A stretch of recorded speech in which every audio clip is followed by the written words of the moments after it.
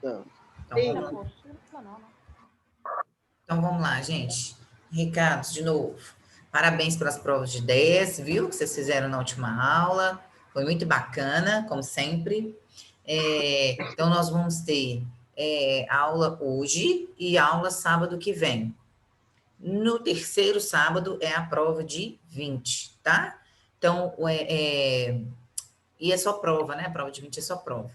Então, no dia 12, eu venho com a revisão em cima da prova. Vou ver se eu já deixo a prova pronta para a gente fazer revisão em cima dela, tá? Alguém tem alguma dúvida de trabalho, alguma coisa, gente? Também não, né? Tá tudo certo por aí. Só para a gente ir relembrando. Então, a prova de 20 começa aqui nessa aula que eu dei, na última aula que começou aqui, ó. Vocês já estão com esses slides aqui que eu já tinha mandado para a Ju no sábado passado. Então, a Lei 8080. Eu fiz várias perguntinhas para vocês relacionado a isso aqui, né? O que é a Lei 8080, gente? Vou mudar aqui para vocês não verem. a lei do SUS. A lei do SUS. Mas o que é? Tá certo. Mas o que é a lei 8080? Ela vem para poder regulamentar o quê? O atendimento em um todo, porque antes era só para algumas pessoas. E nessa lei 8080, ela divide os estados, municípios e... como é que é o outro? A lei 8080, ela vem para estabelecer, né, essa ordem, essa questão do SUS toda, né? Como que vai vir o orçamento do SUS, né? Como que vai ser o atendimento, como que vai ser tudo. Se não me engano, foi essa parte, a gente já viu essa parte sim. E depois tem essa sigla, né, que a gente viu NOB, né, que é a abreviatura da Norma Operacional Básica, que ela faz uma norma que operaciona o SUS, né? As competências do Ministério da Saúde, que normalizam essas coisas como vão ser funcionadas dentro do SUS. Depois a gente continua nessa norma operacional, né? Que quem são os poderes, né, de referência nessa norma operacional. Aí vem o Pacto pela Saúde, né, dentro dos 3 poderes: Pacto pela Vida, Defesa do SUS e de Gestão. Depois explica tudo o que é o Pacto pela Vida, né? É atenção à saúde do idoso, da criança e adolescente, controle de câncer de mama, redução da mortalidade infantil, saúde do homem, saúde mental, saúde do trabalhador. Professora. Oi, Kiara. Então, no caso, a prova, ela vai ser a partir daquela lei 8080 para cá. Sim. Não. É só para mim poder anotar. A gente tem o pacto também, né, de defesa do SUS e o pacto de gestão do SUS, né? A gestão é descentralizada, né? O que é descentralizada, gente? Descentralizada. Retirada do centro, né?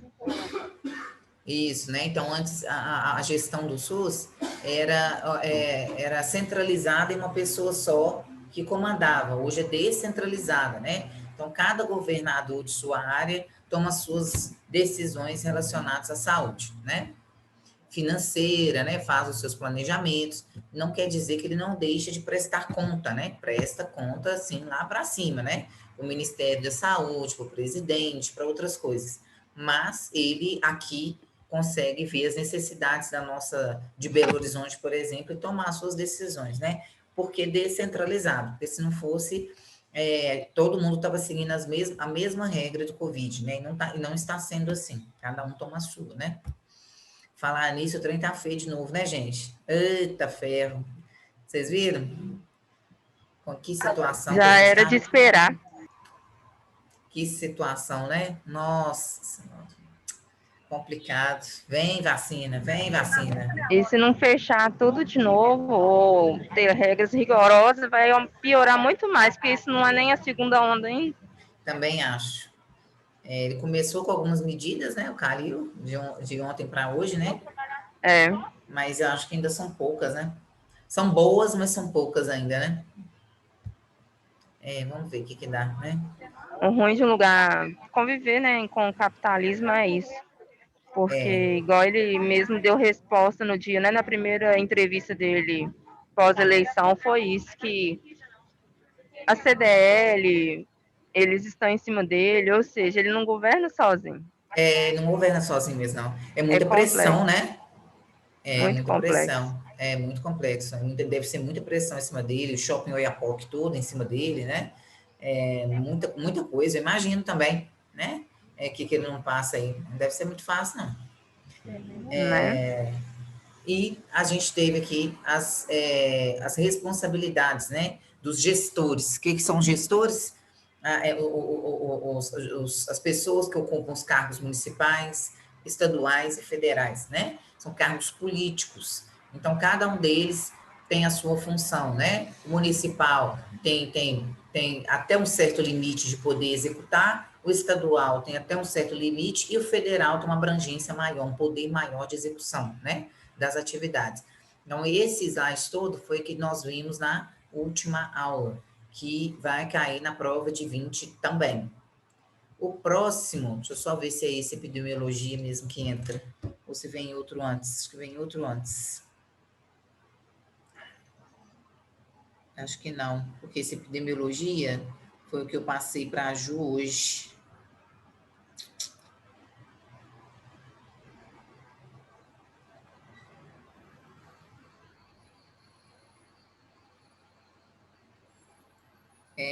Processos inerentes à saúde coletiva. Ah, tem mais um. Antes desse mesmo. Esse epidemiologia. Só um minutinho que eu vou abrir o outro.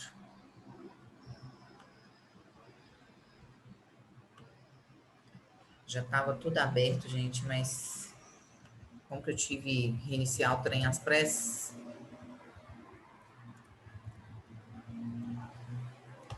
Inclusive, vocês já têm ele também.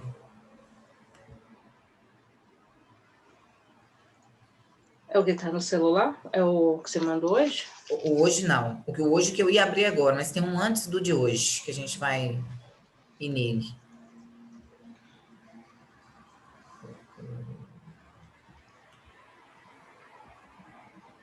Esse aqui.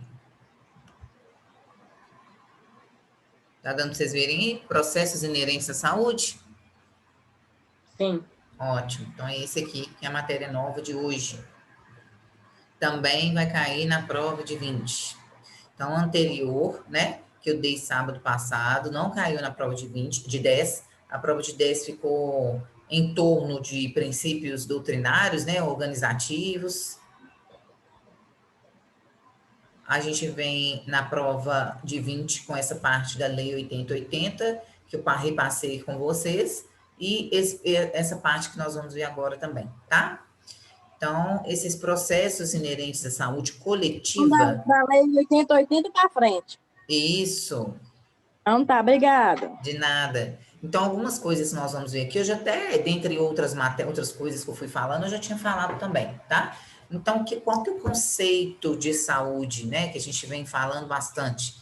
Então, a Organização Mundial da Saúde define saúde, deixa eu só tirar aqui para vocês verem direito, como um estado de completo bem-estar físico, mental, social e não somente ausência de afecções e enfermidades, né?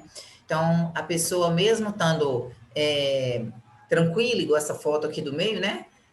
Não significa que se ela não tiver uma saúde boa, uma saúde mental boa, né? Um bem-estar físico e social, ela vai estar sem doença nenhuma, né? Então, não é só eu estar aqui bonitinha, né?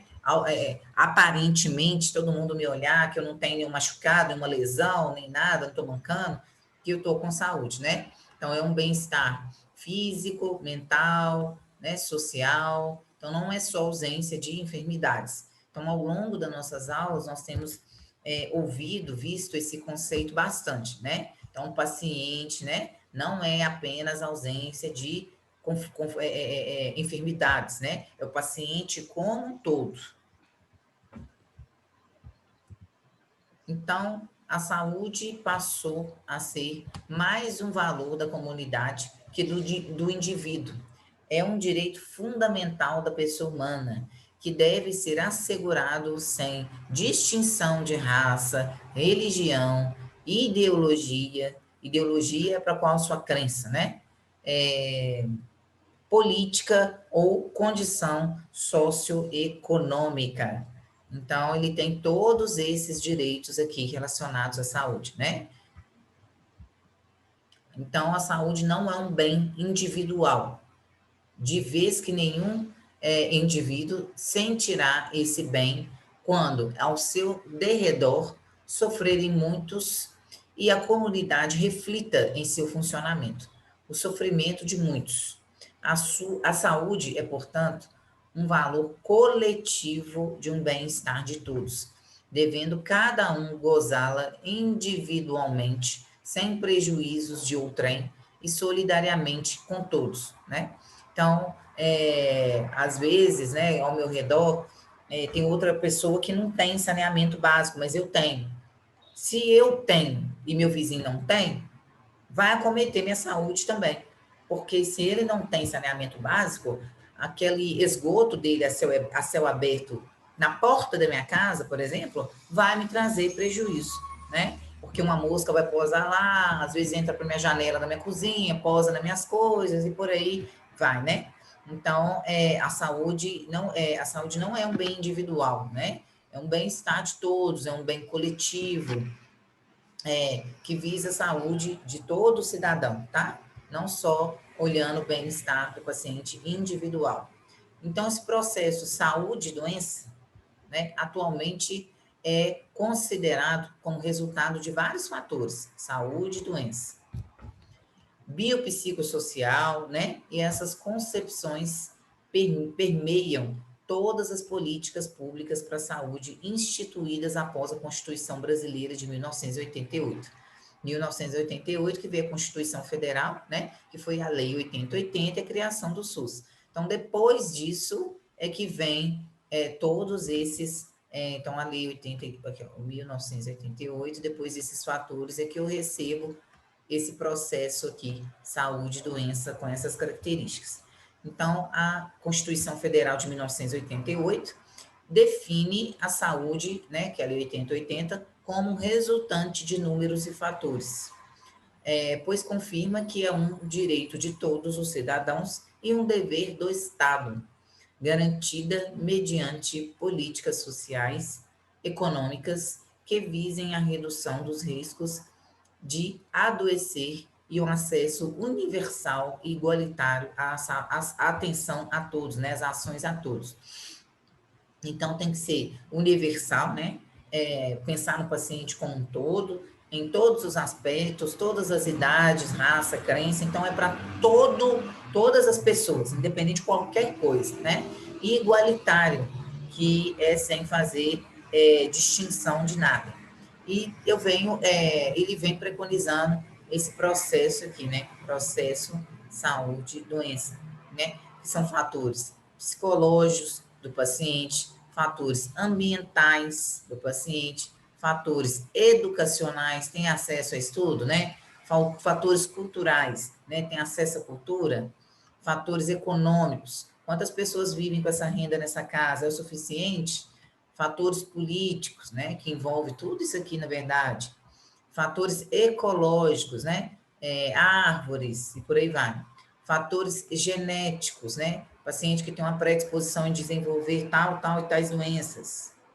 Fatores sociais. Então, todos esses fatores aqui, ó, são fatores que muitas vezes nós não paramos para pensar, nós mesmos individualmente, mas são sérios fatores que acometem toda a nossa vida, né?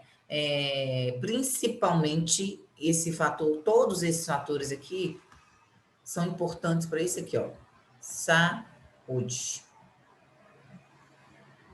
Todos esses fatores aqui são importantes, né? Nós vimos várias vezes, né? Se eu tenho aqui fatores econômicos, se moram 8 pessoas, né, que eu sempre falo, numa casa com salário mínimo, com a ajuda do governo, com isso não sei o quê, como que é? Vai conseguir? Vai faltar alguma coisa para alguém ali, né, ou para todo mundo, né? Sempre vai estar faltando alguma coisa ali que não é supérfluo, né? São gastos, são coisas essenciais, né? Um nutriente essencial, uma água filtrada, tratada, fatores educacionais, né? A educação de conhecimento para essas pessoas dessa casa, que moram nessa casa, né? Fatores psicológicos, né? Como que vive nessa casa essas pessoas todas? Como que as coisas acontecem lá, né? Como que a saúde mental dessas pessoas, né? Culturais, tem acesso à cultura? Isso tudo aqui, ó, faz parte disso aqui, saúde mental, né? Então, imagina que essa pessoa não tem nada disso aqui, pelo menos umas 4 bolinhas dessa, você não acha que vai refletir aqui em cima na saúde mental? Com certeza, né? A pessoa vê que não tem condições de comprar isso, ou que não tem acesso àquilo, né? Que quer ter um estudo e não tem acesso à educação, não tem acesso a transporte, não tem acesso às coisas mesmo, né?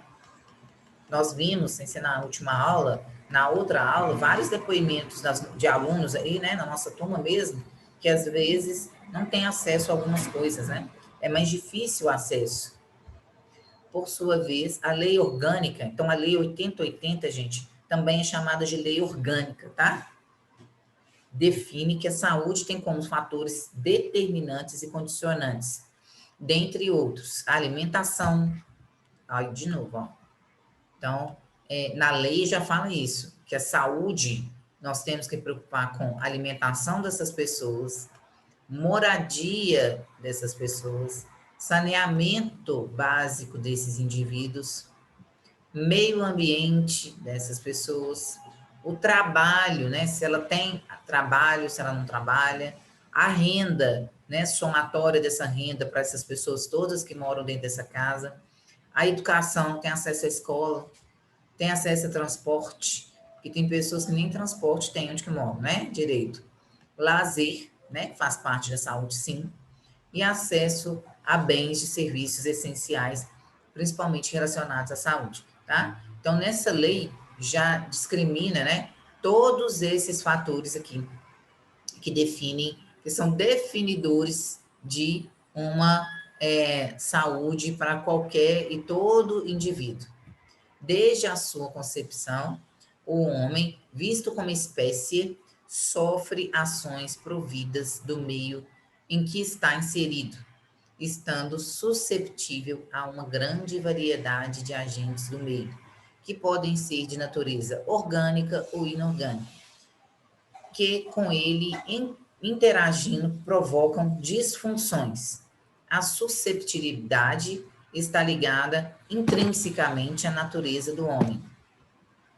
Deixa eu só tirar meus rabiscos aqui, porque senão não consigo mudar de slide com os rabiscos. Então, agora a gente já entra, né, para a história, história natural das doenças. Então, a história natural das doenças refere-se a uma descrição da progressão ininterrupta de uma doença em um indivíduo, desde o momento da exposição aos agentes causais até a sua recuperação, até a morte. No primeiro dia de aula, eu falei um pouco sobre isso para vocês, né? Lá da Idade Média, que a gente estudou, né? Desde o descobrimento do Brasil, como que as pessoas contraíam doença, de onde vinham as doenças, né? Como eram tratadas, quem tinha direito à doença ou não. Com o descobrimento, né? Aí veio explorar o nosso Brasil, aí vinham pessoas de navio, né? Que o transporte era marítimo, vinham os trabalhadores para cá, pegavam cana-de-açúcar, iam para outros continentes, voltavam, né? Entravam em contato com outras pessoas que estavam doentes, aí já traziam essas doenças, esses vírus, aqui para o Brasil, e assim iam contaminando os que estavam aqui, que nem saíram daqui da cidade, do Brasil, né? Do país. E foi trazendo doenças novas e uns contaminando aos outros, né? E até hoje, aqui no Brasil, nós temos prevalência, né, dessas doenças que nós tínhamos no passado. Por exemplo, a febre amarela, né? Sarampo, tuberculose, dentre outras, né? Então, o paciente nem sempre, eles não tinham acesso à saúde, né? Somente quem tinha uma condição financeira muito grande, como a realeza, né? Pagavam os poucos médicos existentes no país, né? ou então partiam para alguns curandeiros que fabricavam e tinham essas medicações. Opa. Segundo Leuvel e Clark, a profunda compreensão da história natural e da prevenção de doenças, defeitos ou invalidez no homem exigem um conhecimento das condições naturais e específicas em que tais distúrbios aparecem e persistem, assim como das circunstâncias e condições em que elas não ocorrem.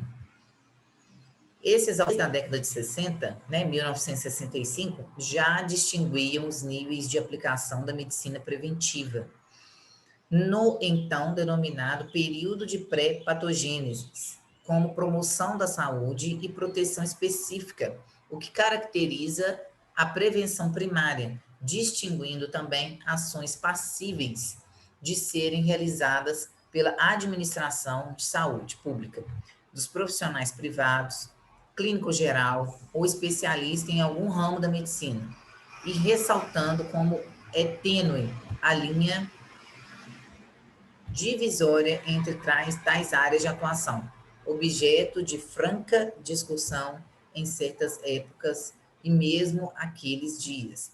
Então, desde a década de 60, né, que já vem essa aplicação da medicina preventiva, né, que é a promoção à saúde.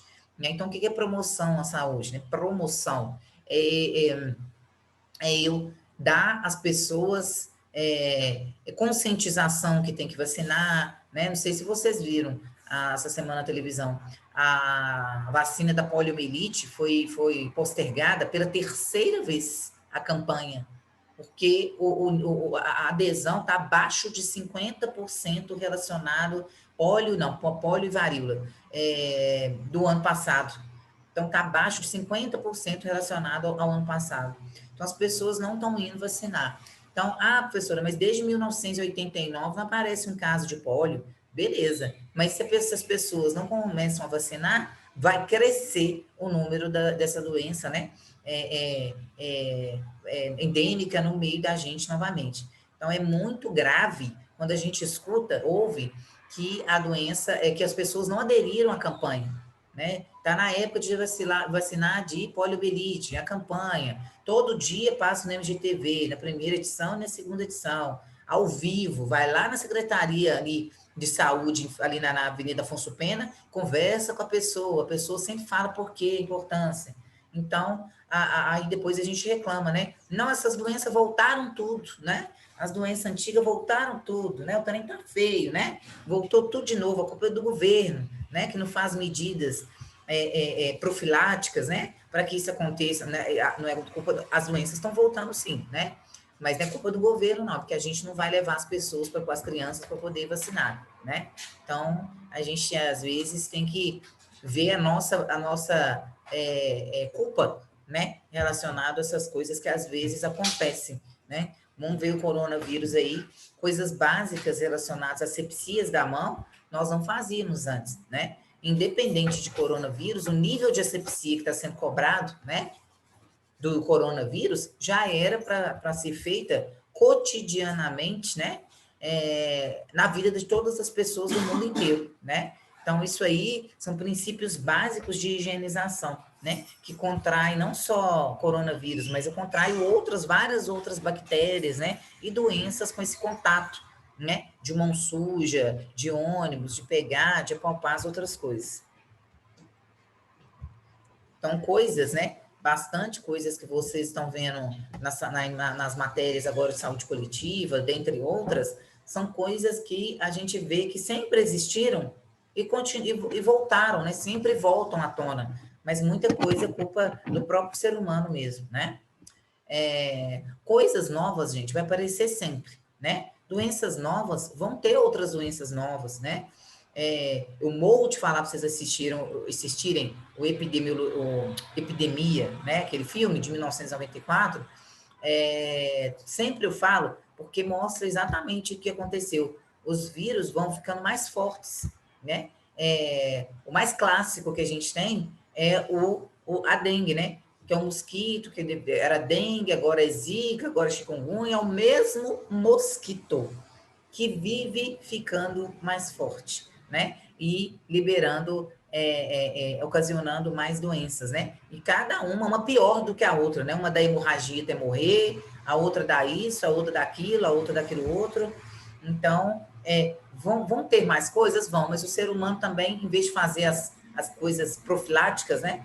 A lavagem das mãos, chegar em casa com a sacola, desinfectar, a gente não faz, nunca fez, né? A gente pega e guarda tudo na geladeira, a gente pega e come com aquela mão. Dentro do ônibus eu ponho a mão no gulão e como. Então, espirro sem pôr a mão de proteção, são princípios básicos que jamais precisaria estar sendo falado na televisão 24 horas, independente do coronavírus, tá? Então, do ponto de vista epidemiológico, né? Eu falei isso para vocês. Sempre que eu falo ponto de vista epidemiológico, significa o quê?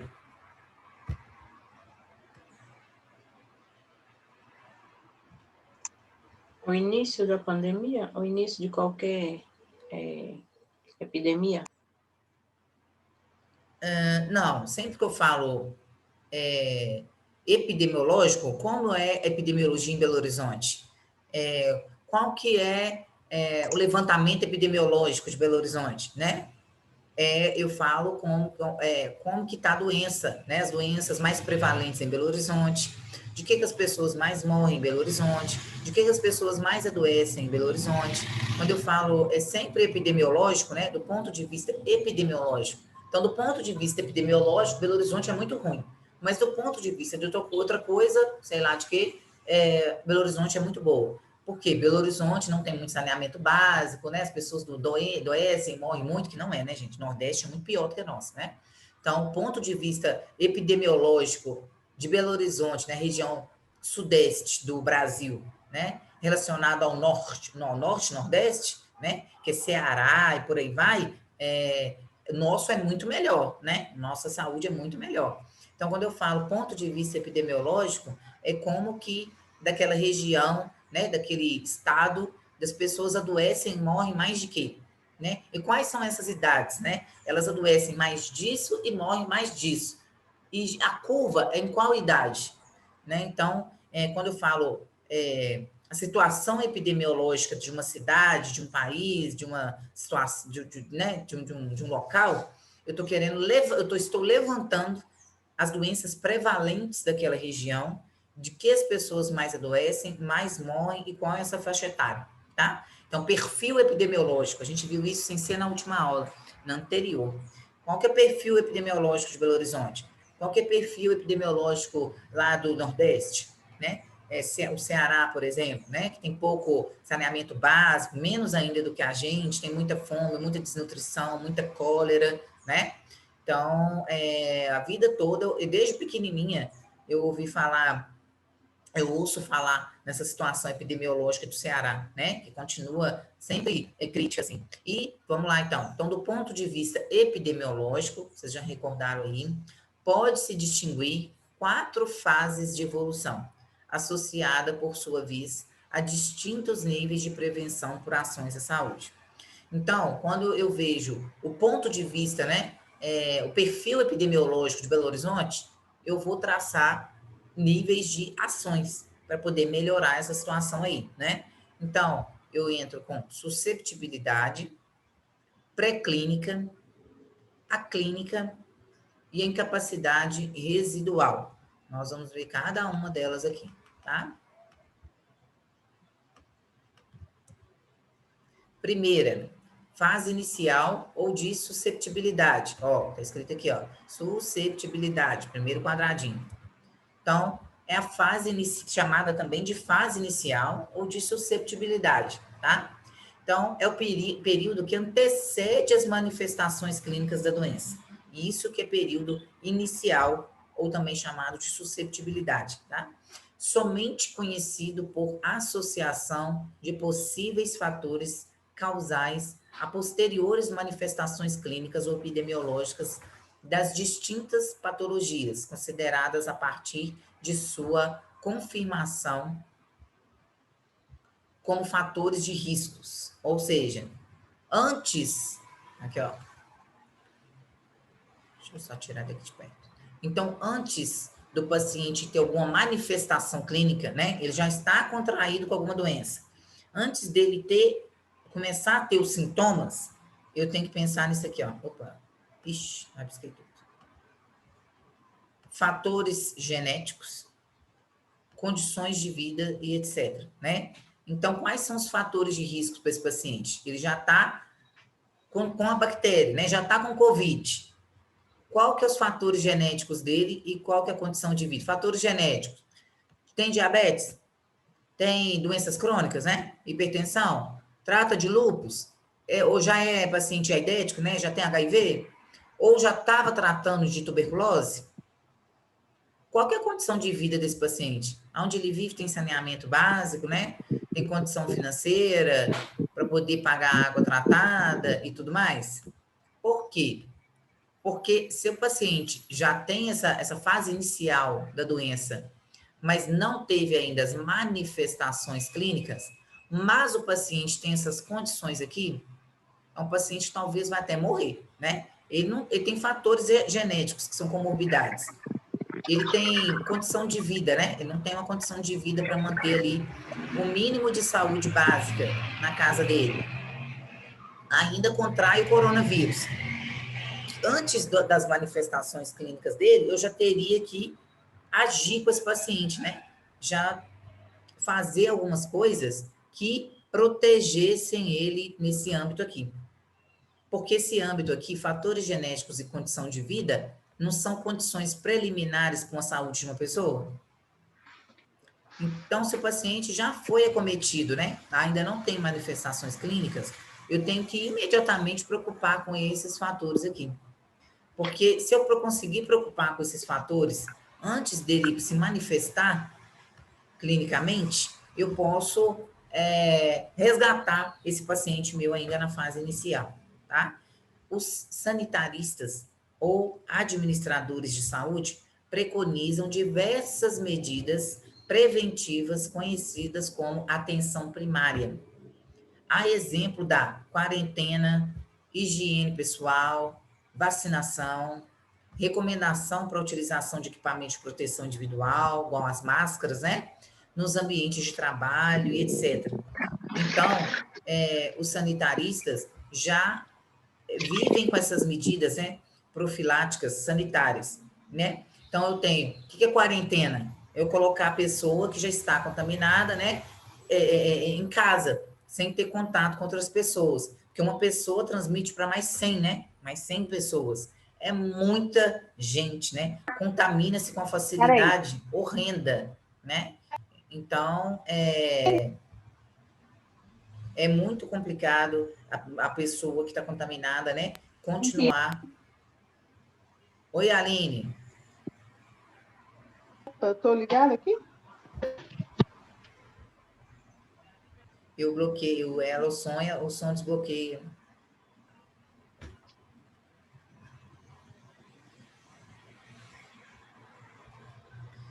Então, eu tenho como medidas sanitaristas, né? A quarentena se chama-se uma medida sanitarista, que aí eu colocar a pessoa lá quieta para poder parar de contaminar outras pessoas, né? Eu tenho higiene pessoal, né? Que é a lavagem das mãos, espirrar e colocar a mão na boca, tossir e colocar a mão na boca, né? Trocar a roupa que vai encosta nos lugares, coisas práticas que a gente nunca fez antes, né? Nunca mesmo, nunca mesmo. Vacinação, né? Então, acabei de falar hoje, tá tendo a campanha aí, o trem já foi postergado pela terceira vez e não tem nem 50% de adesão relacionado, comparando-se ao ano passado. Isso é gravíssimo, porque 2021 a gente não vai surter tantos esses efeitos dessa campanha que o povo não foi vacinar, não. Quem vai ter são os nossos filhos. Daqui a 5, 8 anos, o pessoal que não vacinou hoje, que são as crianças que não vacinaram hoje, que vai ter o reflexo daqui a 8, 10 anos, né? Dessa vacina desse ano. Então, principalmente os reflexos, né, gente, da pandemia. Então, muita coisa a gente já está vendo, vai ver ano que vem, mas essa corrente aí dos reflexos vai arrastar por muitos e muitos anos o reflexo, né, do mundo inteiro. Uns países vai se refletirem muito piores do que os outros, mas todo mundo vai ter esse impacto, né? Seja ele financeiro ou na educação, né? Ou em qualquer outro passo, né? E equipamentos individuais de proteção, né? Qual são eles? Máscara, né? Até mesmo a luva, equipamento individual, né? Dentre várias coisas que nós estamos usando agora, relacionado, inclusive no coronavírus. Opa, deixa eu mudar aqui.